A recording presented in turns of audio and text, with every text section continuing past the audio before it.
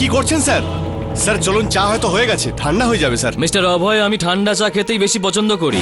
আরে স্যার কি করছেন স্যার? এটা আপনি কি করলেন স্যার? এটা অভিশপ্ত ছুরি স্যার, অভিশপ্ত। আরে আপনি তো এমন ভয় পাচ্ছেন যে এই ছুরি দিয়ে আপনার গলা কেটে দেবো। হ্যাঁ স্যার ব্যাপারটা মজা করার নয় স্যার। স্যার এটা মহারাজের ছুরি স্যার। যখন এটা খাপ থেকে বাইরে আসে, কোনো না কোনো নিরীহ মানুষের খুন হয়। এখন তো আমাকে এখানে পুজো করাতে হবে। এই ছুরি আপনার জীবনে কোনো তুফান না নিয়ে আসে। অভিশাপ, তুফান। মিস্টার অভয়, আপনি তো মনে হচ্ছে 1600 শতাব্দীতেই আছেন। আরে এই প্রাসাদ থেকে বাইরে বেরিয়ে দেখুন যে পৃথিবীটা কোথায় পৌঁছে গেছে। স্যার পৃথিবী যেখানেই পৌঁছে যাক না কেন, কিন্তু আমাদের অতীতের কিছু জিনিসকে মানতেই হবে।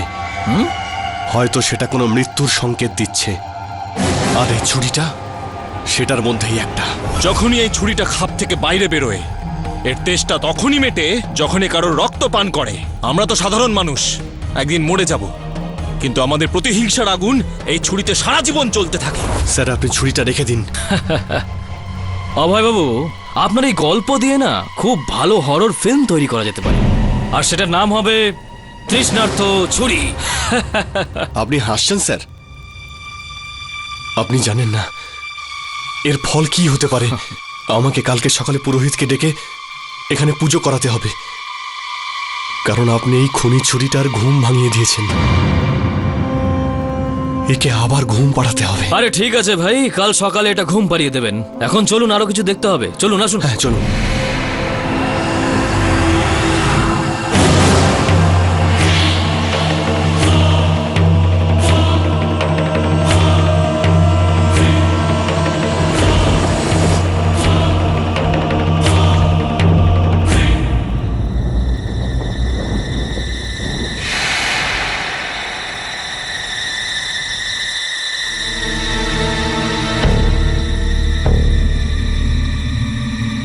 অংশুমান, খাবারটা খেয়ে নে ভাই। দাদা 10 মিনিটের মধ্যে আসছি। আরে কি তখন থেকে 10 মিনিট বলছিস? খেয়ে নে না, এত লেট করে না।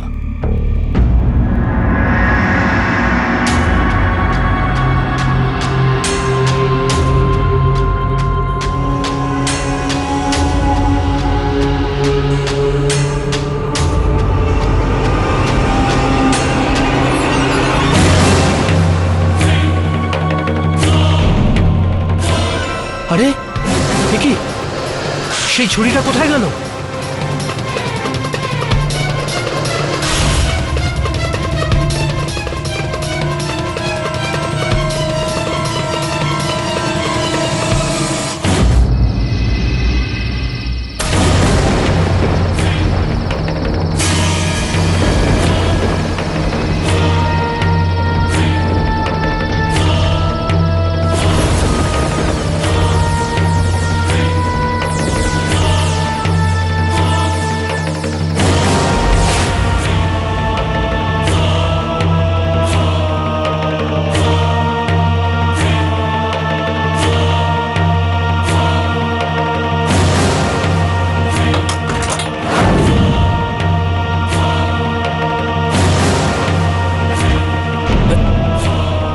কে ওখানে?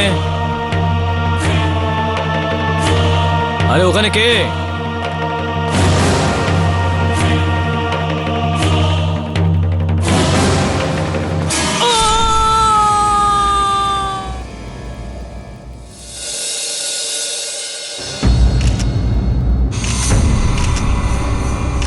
মনে হচ্ছে খুব গভীর ক্ষত। হয়তো খুনটা চাকু বা ছুরি দিয়ে করা হয়েছে। আপনি কি এনার ছোট ভাই? আগে হ্যাঁ, আমি ওনার ছোট ভাই। আমি আপনাকে ফোন করেছিলাম। আমার নাম অংশুমান। যখন ধরমবীর সিং আপনার দাদাকে খুন করলো, সেই সময় আপনি কোথায় ছিলেন? আগে আমি ওপরে ছাদে ছিলাম। আমি আমার বন্ধুর সঙ্গে কথা বলছিলাম, আর তারপর আমার দাদা চিৎকারের আওয়াজ শুনতে পেলাম। আর তারপর কি? তারপর আমি দৌড়ালাম, নিচে এলাম, আর দেখতে পেলাম যে দাদা এখানে রক্তাক্ত হয়ে পড়ে আছে, আর উনি ছাড়া এখানে আর কেউ ছিল না।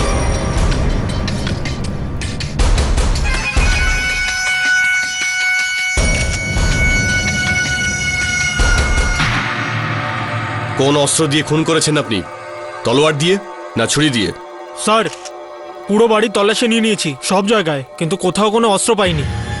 মিস্টার ধরমবীর সিং, হতে পারেন আপনি রাজ পরিবারের, কিন্তু এখন আপনি হলেন একজন সন্দেহজনক ব্যক্তি। ভালো এটাই হবে যে এখন আপনি আমার প্রশ্নের উত্তর দিন।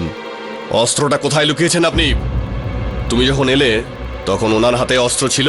না স্যার, ওনার হাতে অস্ত্র ছিল না, কিন্তু ওনার হাতে রক্ত লেগেছিল স্যার। এই দেখুন স্যার। ঘর থেকে তো কেউ বাইরে বেরোয়নি। অস্ত্রটা তাহলে এখানেই কোথাও আছে। একটা কাজ করো, হ্যাঁ স্যার। সারা ঘরে ভালো করে খুঁজে দেখো, চিরুনি তল্লাশি করো।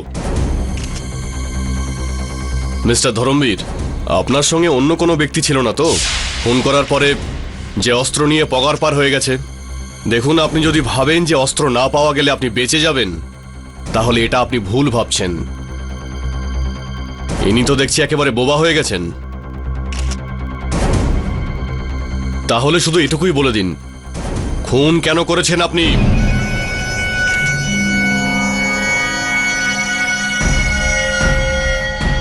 আমি শুধু এতটুকুই জানি ইন্সপেক্টর, যে এই খুনটা আমি করিনি।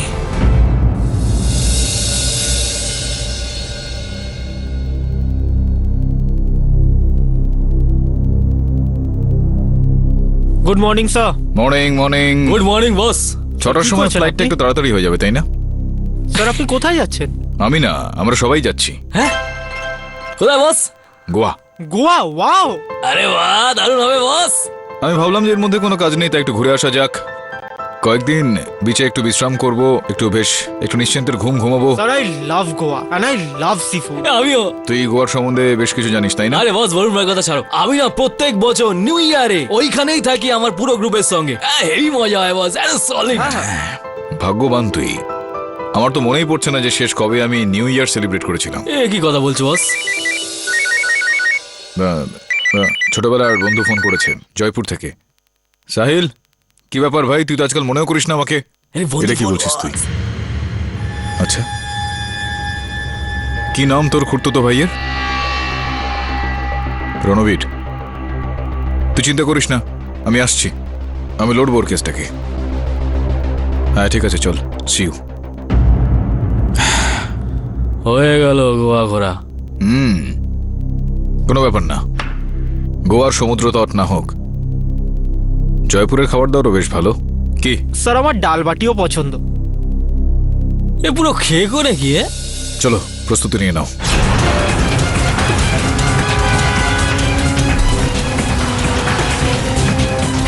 না কেটি সাহেব, এই খুনটা আমি করিনি। আমি তো আয়ুষ্মান বাবুর কাছে এই দরখাস্ত নিয়ে গিয়েছিলাম যে আমাদের পূর্বপুরুষের এই প্রাসাদটাকে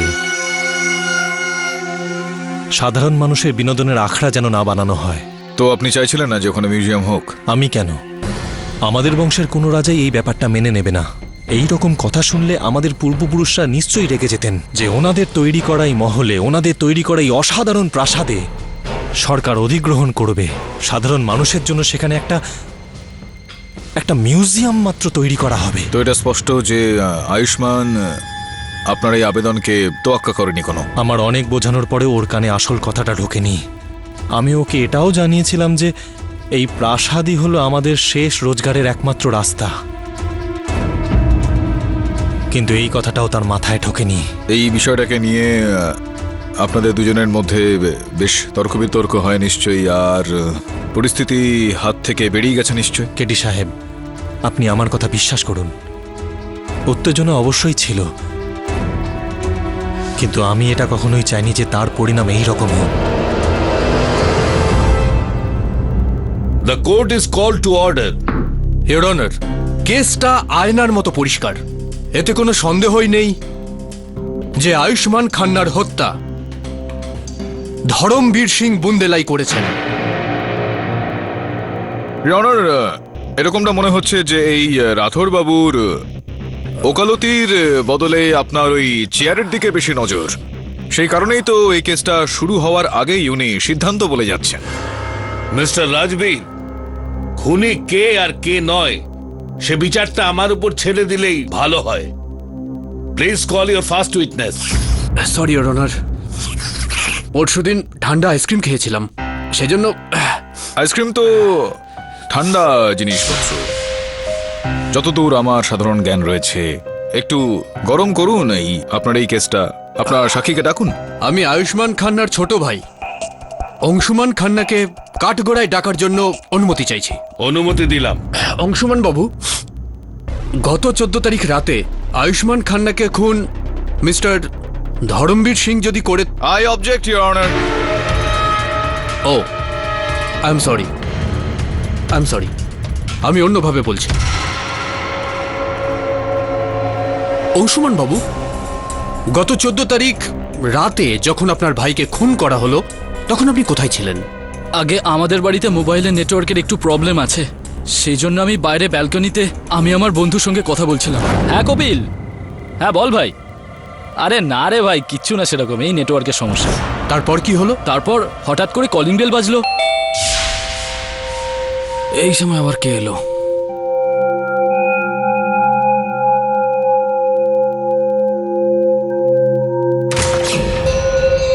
আগে বলুন। এই অসময়ে আসার জন্য ক্ষমা চেয়ে নিচ্ছি। It's okay. আপনার পরিচয়? আমি ধরমবীর সিং বুন্দেলা। আপনার সরকার যে প্রাসাদটাকে অধিগ্রহণ করে সেখানে সাধারণ মানুষের জন্য একটা মিউজিয়াম বানাতে চায়, আমি তারই মালিক। ও আসুন আসুন, আর আসুন ভেতরে আসুন, প্লিজ কাম।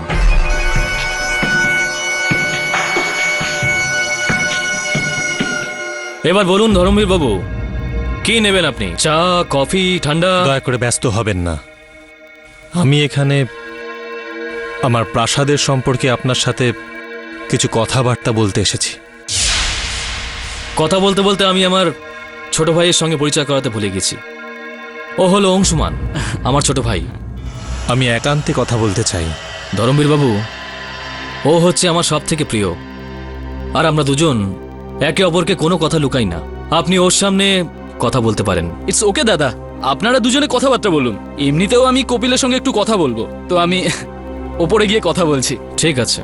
হ্যাঁ কপিল, 1 মিনিট। আরে এখানে নেটওয়ার্কের এত সমস্যা না। হ্যালো, হ্যাঁ কপিল বল ভাই। তার মানে এইভাবে ধরমবীর বাবু আপনাকে সেই ঘর থেকে বাইরে পাঠিয়ে দিলেন যাতে তিনি তার কুকর্মটা ঠিকভাবে করতে পারেন। যখন আপনি ব্যালকনিতে দ্বিতীয়বার গেলেন তখন কি হলো? আমি দাদা আর ধরমবীর বাবু ঝগড়া করার আওয়াজ শুনতে পেয়েছিলাম। ওরা দুজন খুব চিৎকার করে কথা বলছিল। তারপর হঠাৎ করে আমি ভয়ঙ্কর চিৎকারের আওয়াজ শুনতে পেলাম। আমি তোকে একটু পরে ফোন করছি।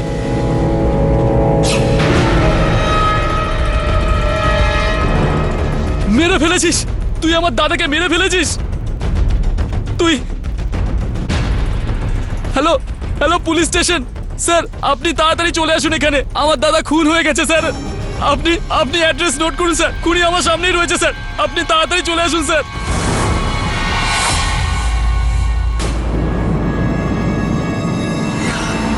Point to be noted milord, যে সময় আয়ুষ্মান খান্নাকে খুন করা হয় সেই সময় ঘরের মধ্যে শুধুমাত্র ধরমবীর সিং বুন্দেলাই ছিলেন। ম্যাটার ইজ অ্যাবসলিউটলি ক্লিয়ার যে খুনটা মিস্টার বুন্দেলাই আরে করেছে। রাঠোর বাবু, একটু দাঁড়ান না। আমি জানি আপনার শরীর ভালো নেই, আপনি বাড়ি যেতে চাইছেন, কিন্তু সিদ্ধান্তের আগে আমাকেও তো একটু প্রশ্নোত্তর পর্ব চালানোর সুযোগ দিন, যদি আপনার আপত্তি না হয় তো। নো, আপনি বসুন একটু, ওই নিন। হ্যাঁ, অংশুমান বাবু, আপনি বললেন যে আপনি ছাদে দাঁড়িয়ে ছিলেন ওই ব্যালকনির সামনে। হ্যাঁ, সেখান থেকে আপনি আপনার দাদা আর ধর্মবীরের মধ্যে যেই ঝগড়াঝাটি চলছিল সেটা শুনলেন। তো ঠিক মতো শুনেছিলেন আপনি কি কথা হচ্ছিল দুজনের মধ্যে? আগে কিছু কিছু না, দেখুন, এই কিছু কিছু এই যে শব্দটা রয়েছে, এটা কুছ কুছ হোতা হয় এই ধরনের ছবিতেই বেশি ব্যবহৃত হয়ে থাকে। এখানে আদালতে কিন্তু কিছু কিছু নয়, পুরোপুরি বলতে হয়। পুরোটা আমাদের বলুন যে আপনি কি শুনেছিলেন, আদৌ শুনেছিলেন কিনা, কি হয়েছিল। আগে আমি ফোনে কথা বলছিলাম, আমি শুধু দাদা ধরমবীর বাবু চিৎকার চেঁচামেচি শুনতে পাচ্ছিলাম, কিন্তু ঝগড়া কি নিয়ে হচ্ছিল সে ব্যাপারে আমি কিচ্ছু বলতে পারবো না।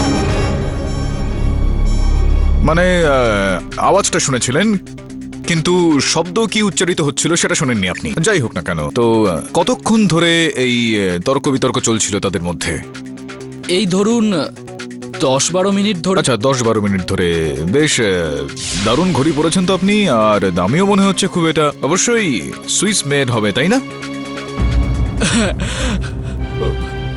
এটা আমাকে আমার দাদাই দিয়েছিল আমার আগের বার্থডেতে। তো সেই দিন যখন আপনি ব্যালকনিতে দাঁড়িয়ে তাদের মধ্যে হওয়া ওই তর্ক বিতর্ক শুনছিলেন, তখনও কি আপনি এই ঘড়িটা পরেছিলেন? Objection your honour. এই কেসের সঙ্গে অংশুমানের ঘড়ির কি সম্পর্ক? ইওর অনার, যখন ইনি এতটা বিশ্বাসের সঙ্গে বললেন যে 12 মিনিট ধরে ছাদে দাঁড়িয়েছিলেন, আমি শুধু এটা জানার চেষ্টা করছিলাম যে উনি একটা অনুমান করে বলেছিলেন নাকি ঘড়ি দেখেই বলেছিলেন? Objection over rule. এমনি এমনি বলছেন নাকি আপনি ঘড়ি পড়েছিলেন, সেটা আমাদের বলুন। আগে আমি ঘড়ি পরেছিলাম। ঘড়ি পড়েছিলেন আপনি সেদিন? হ্যাঁ, ওই ধরুন 9টার সময় আমি ব্যালকনিতে যাই, আর 9:15 আমি চিৎকারের আওয়াজ শুনতে পেলাম, আর আমি তখনই দৌড়ে গেলাম। আচ্ছা, মানে ওই চিৎকার শুনে আপনি শীঘ্রই ওই ব্যালকনি থেকে নিচে নেমে আসেন। তো ওই ব্যালকনি থেকে নিচে নেমে আসতে কত সময় লেগেছিল আপনার? আগে আমার বেশি সময় লাগেনি, যখনই চিৎকার শুনলাম সঙ্গে সঙ্গে চলে এলাম। না, একটু অনুমান করে বলুন যে 2 second, 4 second, 6 second, 8 second, 10 second. 10 আচ্ছা, 10 সেকেন্ড লেগেছিল আপনার নিচে আসতে। তো আপনি 10 সেকেন্ডে নিচে নেমে আসলেন, তো কি দেখেছিলেন আপনি? আমার মক্কেলের হাতে কোনো অস্ত্র ছিল? আগে না। আরে ধরমবীর বাবু, এই অস্ত্রটা হয়তো লুকিয়ে ফেলেছেন ইওর অনার। অস্ত্র লুকিয়ে ফেললেন 10 সেকেন্ডে? একটা কাজ করুন রাথোর বাবু, আমি আপনাকে এই পেন্সিলটা দিচ্ছি, আপনি 10 সেকেন্ডের মধ্যে লুকিয়ে ফেলুন। ধরুন, চলুন গুনতে শুরু করছি। 1, 2, 3, 4, 5, 6, 7, 8, 9, 10। রাথোরবাবু, আপনি 10 সেকেন্ডে একটা পেন্সিল লুকোতে পারলেন না, আর আপনি চাইছেন যে আমরা এটা মেনে নিই যে আমার মক্কেল এই হত্যাটা করার পর 10 সেকেন্ডের মধ্যে অত্যন্ত সুন্দরভাবে ওই ছুরিটাকে লুকিয়ে ফেলে, যে পুলিশ ঘটনাস্থল থেকে ওই ছুরিটা খুঁজেই পেল না। ইওর অনার, ওখানে নিশ্চয়ই কোনো গুপ্ত দরজা আছে, গুপ্ত ঘর আছে। কি সমস্ত কথা বলছেন আপনি? আপনিও এটা জানেন যে আমার মক্কেল প্রথমবারের মতো এখানে গিয়েছিল আয়ুষ্মানের বাড়িতে। উনি কি করে জানবেন যে ওর বাড়িতে কোন গুপ্ত দরজা রয়েছে, গোপন জায়গা রয়েছে? আচ্ছা ভাই, তুমিই বলো, আচ্ছা তোমার বাড়িতে কি এরকম কোনো গোপন ঘর রয়েছে, গোপন দরজা রয়েছে?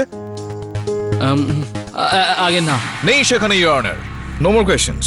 মিস্টার রাজবীর, আপনি অংশুমানকে অন্য কোনো প্রশ্ন করতে চান? ইওর অনার, যদি আপনার পারমিশন থাকে তাহলে এখন আমি ধরমবীর বাবুকে একটা সোজা সাপটা প্রশ্ন করতে চাই। অনুমতি দিলাম। Thank you honour. ধরমবীর বাবু, একটা সোজা সাপটা প্রশ্ন, আপনি আয়ুষ্মানকে কেন খুন করলেন? Objection, your honour. রাঠোর বাবু, আমি আপনাকে এটা বলে দিতে চাইছি যে যতক্ষণ না আমার মক্কেলের ওপর আনা অভিযোগ যতক্ষণ না প্রমাণিত হচ্ছে, ততক্ষণ আপনার ব্যবহৃত শব্দগুলোর দিকে নজর দেবেন please. Objection sustain. Mister Rajveer, আপনি মিস্টার ধরমবীরকে সেইটুকুই প্রশ্ন করুন যতটুকু দরকার, এর বাইরে নয়। ধন্যবাদ ইওর অনার। ওকালতির বই নিশ্চয়ই আপনি পড়েইছেন, যেখানে লেখা আছে যে যতক্ষণ না অভিযোগ প্রমাণিত হচ্ছে ততক্ষণ পর্যন্ত যে কোনো ব্যক্তি নির্দোষ। পাঠক বাবু, আমি পড়েওছি আর ভালো করে বুঝেওছি। আপাতত আমি এনার কাছ থেকে এটা বুঝতে চাই যে উনি আয়ুষ্মানের বাড়িতে গেছিলেন কেন। আমি আয়ুষ্মান বাবুকে একটা অনুরোধ করতে গেছিলাম। আয়ুষ্মান বাবু, আমাদের ওই প্রাসাদ আমাদের পূর্বপুরুষের চিহ্ন, আমাদের গৌরব, আর আমি চাই যে সেটা কোনো প্রকারেই যেন সরকারের অধীনে না যায়, আর সেখানে যেন মিউজিয়াম তৈরি না হয়। আই এম সরি, কিন্তু আমার কিছু করার নেই। আপনি কেন বুঝতে চাইছেন না? ওই প্রাসাদে আমাদের আত্মসম্মান জড়িয়ে, রাজবংশের আত্মসম্মান। ওই প্রাসাদ শুধু আপনার বংশের ঐতিহ্য নয়, বরং সারা দেশের ঐতিহ্য, একটা হেরিটেজ সাইট। আর সব থেকে বড় কথা, এই দেশের ভ্রমণার্থীদের এবং অন্য নাগরিকদের জন্য একটা জ্ঞানের ভাণ্ডার। আর সব থেকে বড় কথা ধরমবীর বাবু, যে আপনি ওই প্রাসাদের দেখাশোনা এবং তার পরিচর্যা ভালোভাবে করতেই পারেননি। ওটা আমার প্রাসাদ, আমার যেভাবে ইচ্ছে আমি ওটাকে রাখবো। সরকার কে যে আমাদের ব্যাপারে নাক গলাচ্ছে? আপনি একটা কথা ভুলে যাচ্ছেন, এই দেশটা হলো লোকতান্ত্রিক ডেমোক্রেসি। আপনাদের রাজতন্ত্রের সময়কাল শেষ হয়ে গেছে। আর হ্যাঁ, এরপরেও যদি কিছু করতে চান তাহলে আপনি সরকারি দপ্তরে যান, গিয়ে একটা দরখাস্ত জমা দিন। দেখুন, আপনি কেন বুঝতে চাইছেন না যে ওই প্রাসাদই আমার রোজগারের একমাত্র মাধ্যম। আপনি যত টাকা চান আমি দেব। দেখুন, আমি তো আপনাকে বললামই যে এই আওয়াজটা কিসের? শেকলের শব্দ মনে হলো। কেউ কি ভেতরে আছে? আগে না, আপনি দাঁড়ান, আমি দেখে আসছি।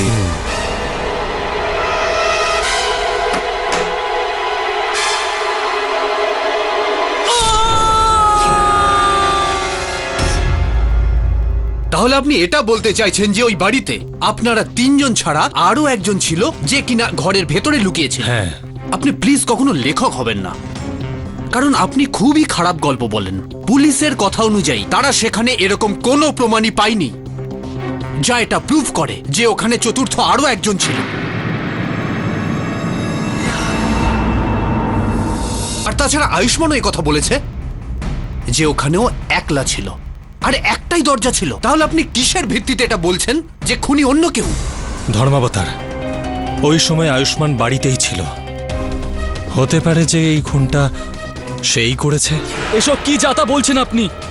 ও শুধু আমার দাদাই ছিল না, আমার ভগবান ছিল। আর আজকে আমি যা কিছু শুধু তার জন্যই হতে পেরেছি। Order, order. মিস্টার অংশুমান, আপনাকে বলবার সুযোগ দেওয়া হবে। বসে পড়ুন। বুন্দেলা বাবু, আপনি নিজে বললেন যে অংশুমান ব্যালকনিতে ছিল। তাহলে একই সময় একই লোক দু জায়গায় কিভাবে থাকতে পারে? প্রসিকিউটর সাহেব, মানে এটাও তো কিন্তু কিচ্ছু নয়। ইওর অনার, আমার কাছে এর প্রমাণ আছে।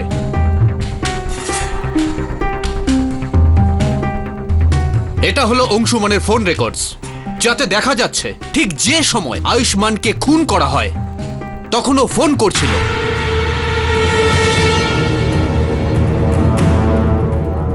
আমি আজ পর্যন্ত এরকম কোনো কেস দেখিনি যে একটা লোক ফোন করতে করতে মার্ডার করছে। এই মাল্টিটাস্কিং তো আমার কাছে অসম্ভব মনে হয়। ইওর অনার, এটা সিম্পল কেস। আয়ুষ্মান ওনার কথায় রাজি হননি, সেজন্যই উনি আয়ুষ্মানকে খুন করে দিয়েছেন। আর অস্ত্রটা কোথায় গেল? পাঠক বাবু, আপনি এই অস্ত্র বলে আর তার আড়াল থেকে আপনি একটা খুনিকে বাঁচাতে পারবেন না। ইয়নার, যেরকমটা আমার মক্কেল বলেছেন, সম্ভাবনা রয়েছে যে ওখানে চতুর্থ কোনো ব্যক্তি ছিল আর এই হত্যাটা করার পরে সে ওই অস্ত্রটা নিজের সঙ্গে নিয়ে চলে যায়। যদি সেখানে চতুর্থ কেউ থাকতো তাহলে কি পুলিশ তার আঙুলের ছাপ পেত না? হ্যাঁ, কিন্তু সেক্ষেত্রে হত্যা করার সময় সে তো গ্লাভসও পরে থাকতে পারে। ইওর অনার, পাঠক বাবু অনুমানের ওপর কথা বলছেন। ওনার কাছে কোনো প্রমাণ নেই, কিন্তু আমার কাছে প্রমাণ আছে। এটা প্রমাণ করার জন্য যে আয়ুষ্মান খান্নাকে খুন করার পেছনে একটি মাত্র ব্যক্তির মোটিভ ছিল, আর সেই ব্যক্তি হলেন মিস্টার বুন্দেলা। নিজের মহল বাঁচানোর জন্য উনি অনেক চেষ্টা করেছেন, হাইকোর্ট পর্যন্ত গেছেন। আর এই কথাটাই প্রমাণ করবার জন্য আমি চিফ আর্কিওলজিস্ট ডক্টর ব্যাসকে এখানে ডাকতে চাই। অনুমতি দিলাম। ডাক্তারবাবু, আপনি মিস্টার ধরমবীরকে কবে থেকে চেনেন? এই ধরুন প্রায় 2 বছর। যখন আমি আর্কিওলজি ডিপার্টমেন্টের তরফ থেকে ওনার প্রাসাদেতে রিসার্চের জন্য গিয়েছিলাম, যখন আমরা খনন করছিলাম ওই খননের সময় একটা পুরনো মন্দির পাওয়া গেল। আচ্ছা, আপনার সাথে ওনার হাই হ্যালোর সম্পর্ক নাকি কোনো বিশেষ বন্ধুত্ব আছে? দেখুন, সময়ের সাথে সাথে আমাদের মধ্যে ভালো বন্ধুত্ব হয়ে গেল। ভালো বন্ধুত্ব মানে আপনারা পরস্পরের সাথে সুখ দুঃখের কথাও বলতেন? হ্যাঁ, তা তো হয়। আচ্ছা, এরকম কখনো হয়েছে যে বুন্দেলা বাবু আপনাকে দুঃখের কথা কিছু বলেছেন? হ্যাঁ, একটাই ব্যাপার যেটা ওনার মনের মধ্যে কাঁটার মতো বিঁধেছিল, আর সেটা হলো ওনার প্রাসাদটা মিউজিয়ামে পরিণত করা। তাহলে শেষবার উনার সাথে আপনার এই বিষয়ে কবে কথা হয়েছে? আগের সপ্তাহে উনি ফোন করেছিলেন। শেখর বাবু, আমি আপনাকে আবার অনুরোধ করছি, দয়া করে আমাদের এই প্রাসাদকে মিউজিয়াম হওয়ার হাত থেকে বাঁচান। আমি আমার পূর্বপুরুষদের সম্মান ধুলোয় মেটাতে দেব না। আপনি কথাটা বোঝার চেষ্টা করুন। এই ব্যাপারে আপনাকে আমি কোনো সাহায্য করতে পারবো না। শেখর বাবু, এই প্রাসাদের আমি কিছুই হতে দেব না। তার জন্য আমাকে যা যা করতে হয় আমি তাই করতে রাজি আছি। যত বাধাই আসুক না কেন, আমিই জিতব। আমি আপনার মনের অবস্থা বুঝতে পারছি, কিন্তু কিন্তু কি টাকা চাই। আমি জলের মতো টাকা খরচ করব। আপনাকে মুখ বন্ধ করার জন্য যত টাকা লাগে আমি দেব। শেখর বাবু, যে করেই হোক এই প্রপোজালটা ক্যান্সেল করান আপনি। অনেক দেরি হয়ে গেছে, আমি কিচ্ছু করতে পারবো না। আমি আপনাকে দেখাবো আমি কি করতে পারি। আপনারা তাকিয়ে শুধু দেখবেন। আরে দাদা, এই প্রাসাদকে বাঁচানোর জন্য আমার পূর্বপুরুষেরা তাদের প্রাণের আহুতি দিয়েছিল। আর এবার একে বাঁচানোর জন্য আমিও আমার প্রাণ দেব। হয় নিজে মরবো, না হয় মেরে ফেলবো। ইওর অনার, আপনি শুনলেন? উনি মারবেন, না হলে মরে যাবেন। এরকমই চিন্তা ভাবনা এনার। আর উনি এটাই করেছেন, আয়ুষ্মান খান্নাকে খুন করেছেন। ধর্মাবতার, আমি মানছি এরকম আমি বলেছিলাম। রাগের মাথায় মানুষ এরকম অনেক কিছু বলে দেয়, কিন্তু এর মানে এই নয় যে সে সেটাই করবে। তার মানে আপনার রাগ আপনার বশে নেই, আর আপনার এই রাগের জন্যই আপনি একটা মার্ডারও করে ফেলেছেন। আমার রাগের উপর নিয়ন্ত্রণ না থাকলে এত অভদ্র ব্যবহার করা সত্ত্বেও নিজের দু পায়ের ওপর দাঁড়িয়ে থাকতে পারতেন না। হুমকি? ইওর অনার, পাবলিক প্রসিকিউটরকে হুমকি? ইওর অনার, এই ব্যক্তি খুবই বিপজ্জনক। একে যদি বাইরে ছেড়ে দেওয়া হয় তাহলে নিজের মহল হারানোর দুঃখে ইনি জানি না কত লোককে মেরে ফেলবেন। I object your honour. Rathore বাবু আমার মক্কেলের ওপর কোনো কারণ ছাড়াই ব্যক্তিগত অভিযোগ করছেন। আমি অনুরোধ করব আদালতের কাছে যে ওনাকে সতর্ক করা হোক। Objection sustain. মিস্টার রাজবীর, আপনি মিস্টার ধর্মবীরকে সেইটুকুই প্রশ্ন করুন যতটুকু দরকার, এর বাইরে নয়। এখন আমি আপনাকে পয়েন্ট টু পয়েন্ট প্রশ্ন করব, আর আপনি তার পয়েন্ট টু পয়েন্ট উত্তর দেবেন। যদি সেখানে চতুর্থ কেউ থেকে থাকে তাহলে সে বাইরে কি করে বেরোলো? কেননা ওখানে তো একটাই দরজা ছিল, সেই হলটাতে যেখানে আপনি দাঁড়িয়ে। আমি জানি না। ধরমবীর বাবু, আমি জানি না বলে কোনো লাভ নেই। এটা একটা মার্ডার কেস। যদি আপনি নিজেকে ঠিকমতো বাঁচাতে না পারেন তাহলে ফাঁসির সাজাও হতে পারে। ধর্মাবতার, আমি শুধু এটুকুই জানি যে আমি নির্দোষ। আমি এই খুনের সাথে জড়িত নই। কিন্তু এই কথা যদি সত্যি হয় যে ওখানে চতুর্থ কোনো ব্যক্তি উপস্থিত ছিল না, তাহলে এই খুন হয়তো সেই অভিশপ্ত ছুরি করেছে।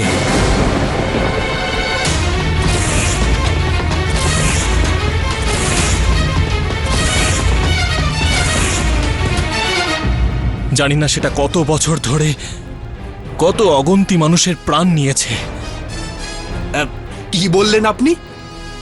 অভিশপ্ত ছুরি? ঠিকই শুনেছেন, শতাব্দী প্রাচীন সেই অভিশপ্ত ছুরি। গত 50 বছরে না জানি কত লোককে প্রাণে মেরেছে ওটা। এই ছুরিটা কুমার রাজ সিংহের ছিল। তিনি এই ছুরিটাকে ততটাই ভালোবাসতেন যতটা কেউ তার প্রেমিকাকে ভালোবাসতে পারে।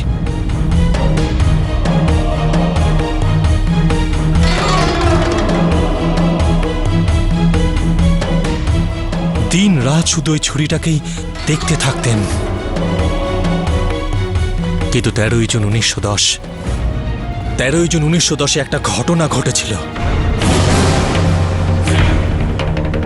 কুমার সাহেব যখন রাত্রে ঘুমাচ্ছিলেন তখন সেই সময় তার বন্ধু এসে ওই ছুরিটা চুরি করে এবং সেটা কুমার সাহেবেরই বুকে ঢুকিয়ে দেয়। কুমার সাহেব তো ঘুমের মধ্যেই মারা যান, কিন্তু কুমার সাহেবের আত্মা ওই ছুরিটাকে ছাড়তে পারে না, ওই ছুরিটার মধ্যে ঢুকে যায়।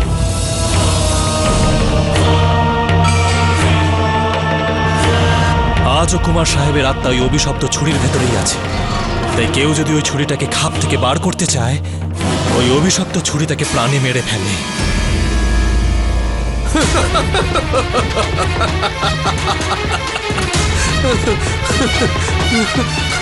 Your honour, this is very funny. নিজেকে বাঁচানোর জন্য আর কোনো স্টোরি পেলেন না, তাই এখন ভূত প্রেতের গল্প শোনাচ্ছে। গল্প নয়, এটা বাস্তব প্রসিকিউটর সাহেব। যদি আমার কথা আপনার বিশ্বাস না হয় তবে আপনি অভয়কে জিজ্ঞাসা করতে পারেন। ইওর অনার, অভয়টা আবার কে? অভয় আমার প্রাসাদের কেয়ারটেকার। মনে তো হচ্ছে না আপনার মহলের কেউ কেয়ার করছে। তাহলে তো সেটা মিউজিয়ামে কনভার্ট হতো না। ইওর অনার, আমি মিস্টার অভয়কে এই কাঠগোড়াতে ডাকতে চাই। অনুমতি দিলাম। আচ্ছা মিস্টার অভয়, আপনিও আমাদেরকে আবার মিস্টার ধরমবীরের মতো কোনো ভয়ানক গল্প শোনাবেন না তো? জজ সাহেব, এটা গল্প হলেও সত্যি। যে ব্যক্তি ওই বাক্স থেকে ছুরিটা বের করে তার মৃত্যু নিশ্চিত। স্যার এটা কি করছেন আপনি? স্যার এটা অভিশপ্ত ছুরি, অভিশপ্ত। আরে আপনি তো এমন ভয় পাচ্ছেন যে এই ছুরি দিয়ে আপনার গলা কেটে দেবো, হ্যাঁ? স্যার ব্যাপারটা একদমই মজার নয়। আমি ওনাকে এই অভিশাপ থেকে মুক্তি দেওয়ার জন্য পরের দিন সকালে যজ্ঞ করাতে চেয়েছিলাম, আর ওই রাতেই উনি মারা গেলেন। তার মানে আপনি বলতে চাইছেন যে যদি সকালে আপনি যজ্ঞ করিয়ে নিতেন, পুজো করিয়ে নিতেন, তাহলে কি আয়ুষ্মানের মৃত্যু হতো না? একদম না। Your honour, I am shocked যে আজকের যুগে দাঁড়িয়েও এত অন্ধবিশ্বাস। উকিল বাবু, এটা অন্ধবিশ্বাস নয়, এর প্রমাণ আছে আমার কাছে। আচ্ছা, কি প্রমাণ আছে? আসলে উকিল বাবু, কয়েক বছর আগে আমাদের প্রাসাদে একটা মেয়ে পাঞ্জাব থেকে এসেছিল, মেঘনা নাম ছিল তার। ওই মেয়েটাও ছুরির প্রতি আকৃষ্ট হয়, যেমন আয়ুষ্মান বাবু হয়েছিল।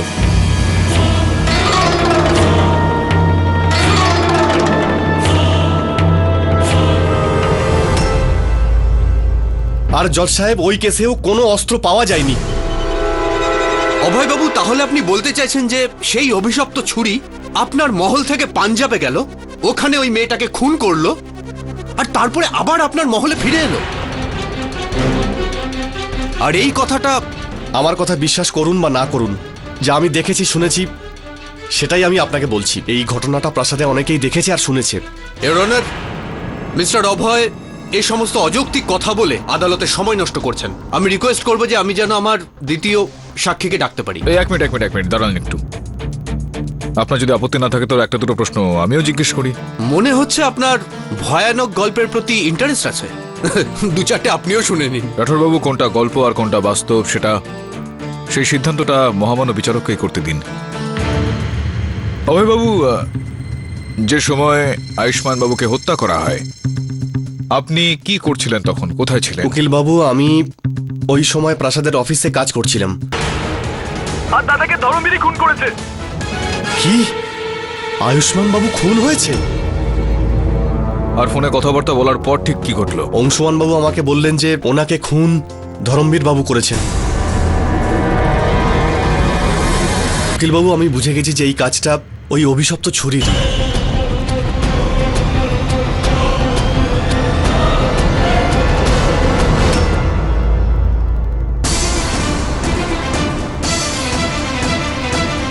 পরের দিন আমি স্টোর রুমে এটা দেখতে গেলাম যে ছুরিটা ওখানে আছে কিনা। ছুরিটা ওখানেই ছিল।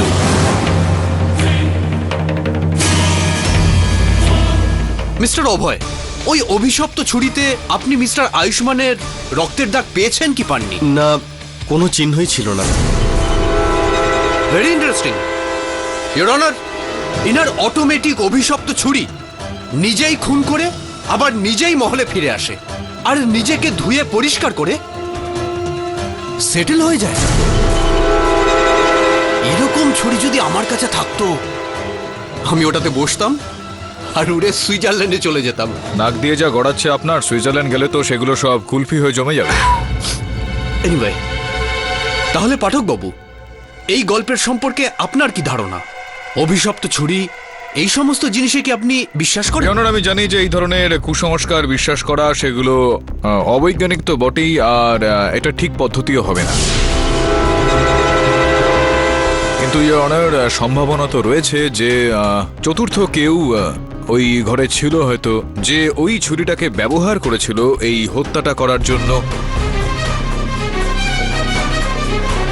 ইওর অনার, আমি এই বিষয়টাকে একটু তল্লাশি করার জন্য আদালতের কাছে সময়ের আবেদন করছি। পরের শুনানি হবে ঠিক এক সপ্তাহ পরে, মানে 22 তারিখ সকাল 11টায়। Till then the court is adjourn. Pathak babu, আগে একটা ফ্রেন্ডলি অ্যাডভাইস দেবো। হ্যাঁ বলুন না। আপনি এই কেসটার থেকে নিজের নামটা উইথড্র করে নিন। আসলে আজ পর্যন্ত আপনি কখনো কোনো কেস হারেননি, কিন্তু এই কেসটা তো আপনি হেরে যাবেন। আমিও আপনাকে বন্ধুত্বের খাতিরে কিছু দিতে চাইবো। হ্যাঁ, শিওর। ঘুষ দিচ্ছেন নাকি? আগে না, এই ডক্টর সুনিতা, গিয়ে একটু চিকিৎসাটা করিয়ে নিন। আপনার টাকাও নেবেন আপনার কাছ থেকে। খুবই ভালো ডাক্তার। আমার পুরোপুরি বিশ্বাস রয়েছে যে আগামী শুনানিতে আপনাকে এই রুমাল নাক মোছার জন্য নয়, চোখ মোছার জন্য দরকার পড়বে।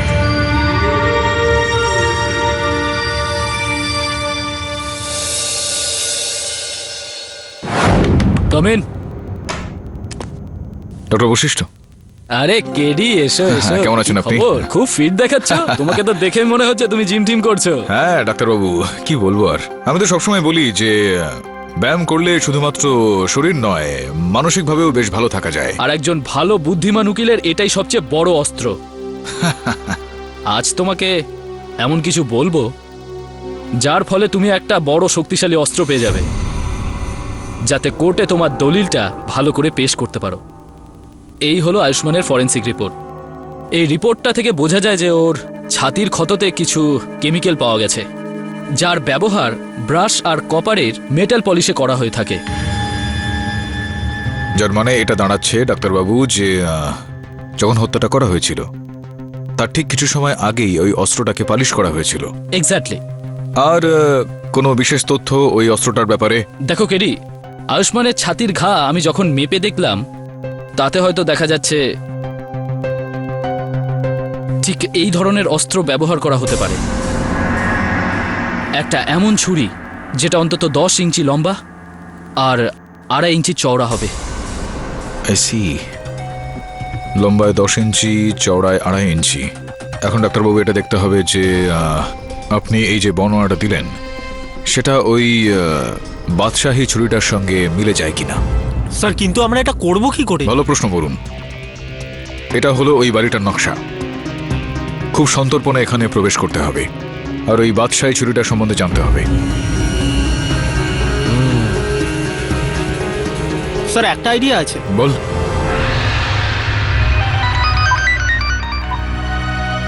হ্যালো, কি খবর বিরু? বিড়ু? কে বিড়ু? দাদা, আপনি রং নাম্বারে ফোন করেছেন। আরে তুই তো বিরু রে, আমি একদম সঠিক নাম্বার ডায়াল করেছি। আমি মিউজিয়ামের ডিরেক্টর স্যার বলছি, কিয়া বলছিস? পাখিয়া? এটা আবার কি ধরনের নাম? ও, আমার নামটা তো পছন্দ হলো না। ঠিক আছে, আমি চেঞ্জ করে দেবো। আমি আমার মাকে বলে দেবো। হ্যাঁ, কিন্তু পরে, আগে তুই আমার কথা শুন। একটু আগে কি বললাম? কে বলছি? Museum director. এই মিউজিয়ামের লোকজনরা টাপরিদের কবে থেকে রাখা শুরু করলো? যাক, কি? ও একজন জার্নালিস্ট। ও তোকে যা যা প্রশ্ন করবে তুই তার ঠিকঠাক উত্তর দিবি, আর ও যা করতে বলবে তাই করবি। হ্যাঁ ঠিক আছে। চল চল চল, এবার আমি রাখি। হ্যাঁ, নমস্কার স্যার। স্যার আমার নাম লকি। পাখিয়া আপনার ব্যাপারে আমাকে বলেছে। কোন কাগজের হয়ে লেখেন আপনি? স্যার আমি খবরের কাগজে লিখি না, আমি ম্যাগাজিনের জন্য লিখি। আপনি একটা কাজ করবেন, আপনি এটার পরের এডিশনটা পাঠিয়ে দেবেন। আমি অবশ্যই পড়তে চাইবো, যেখানে আপনি এই প্রাসাদের ব্যাপারে লিখছেন। নিশ্চয়ই স্যার, নিশ্চয়ই স্যার। আমি ওই কপিটা আপনাকে পার্সোনালি কুরিয়ার করব, ঠিক আছে? স্যার আমি আপনার এই প্রাসাদের অভিশপ্ত চুলির ব্যাপারে অনেক শুনেছি স্যার। আমি ওটার একটা ফটো তুলতে চাই স্যার। স্যার আমাদের ম্যাগাজিনের জন্য। না না, প্লিজ স্যার মেনে যান না স্যার, প্লিজ। আচ্ছা আচ্ছা, ঠিক আছে ঠিক আছে, কিন্তু আমার একটা শর্ত আছে। কি শর্ত? আপনি ওই ছুরিটাকে ছোবেন না। স্যার আমি ওই ছুরিটাকে ধরবো কেন? আমায় তো শুধু ওটার ছবি তুলতে হবে, ওটা নিয়ে খেলা করতে হবে না। আর দ্বিতীয় শর্ত, ওই ছুরিটাকে আপনি বাক্সের বাইরে বের করবেন না। না না স্যার, আমি ওই চুলিটাকে বাক্স থেকে বের করবো না। আমি জানি যদি ওই চুলিটাকে বের করা হয় তাহলে কালোর না কালোর লোক তো নিশ্চয়ই বই। এটা তুমি জানলে কি করে? স্যার আমি আপনাকে বললাম না যে আমি ওই অভিশপ্ত চুলির কথা শুনেছি। ঠিক আছে,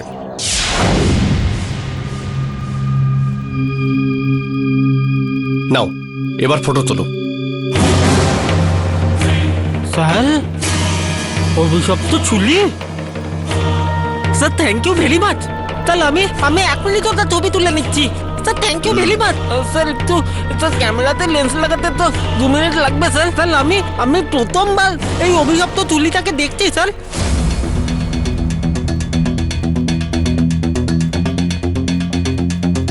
হয়ে গেছে স্যার, হয়ে গেছে, লেগে গেছে। তাড়াতাড়ি করো। এই স্যার 2 মিনিটের ছবি তুলে নিচ্ছি স্যার। এই ফোনটা না যখন তখন বেজে ওঠে। শোনো, তাড়াতাড়ি ফটো তোলো, আমি এক্ষুনি আসছি। আর হ্যাঁ, এটাকে ছুঁয়ো না। স্যার আমি একদম হাত দেবো না স্যার, একদম হাত দেবো না স্যার।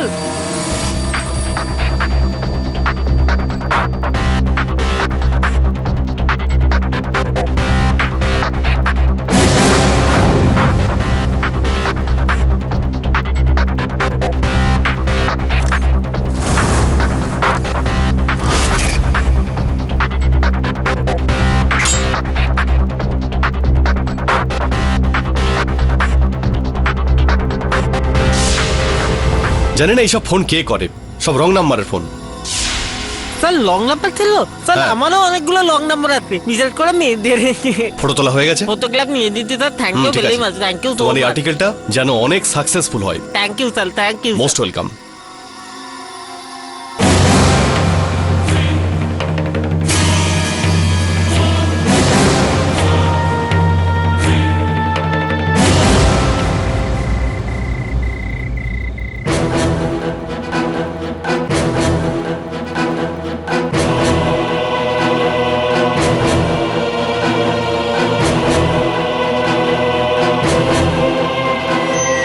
তাই কেউ যদি ওই ছুরিটাকে খাপ থেকে বার করতে চায়, ওই অভিশপ্ত ছুরি তাকে প্রাণে মেরে ফেলে।